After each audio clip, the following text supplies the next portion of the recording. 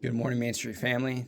Happy Tuesday. We've been in Matthew 6:19 through 21, and I'm going to read it to you right now. It says, "Do not store up for yourselves treasures on earth, where moss and vermin destroy, and where thieves break in and steal. But store up for yourselves treasures in heaven, where moss and vermin do not destroy, and where thieves do not break in and steal. For where your treasure is, your heart will be also." And what stands out to me about this passage is that the things of this earth, the treasure on earth, money, our job, our possessions, though they're important, they're not everlasting. They don't last forever. When we die, we don't take them with us, and they're a means to end. Money is not a bad thing.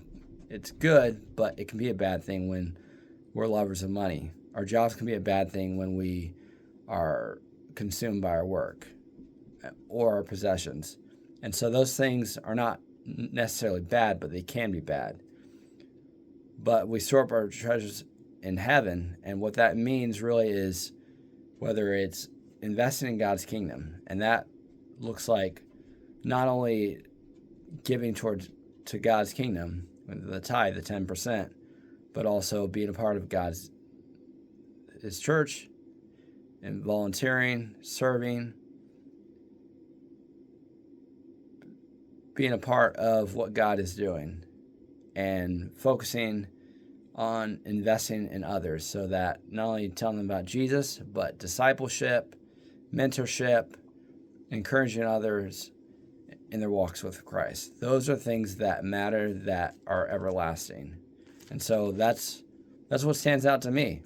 We are called to store up treasures, be about God's kingdom, that live our lives not for ourselves, not for our jobs, not for money or anything like that, but how can we be advancing God's kingdom, storing up our treasures in heaven?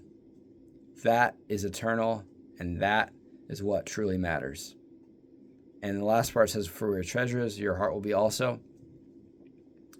If we store up our treasure on earth, then that's where our heart is. We're focused on those things.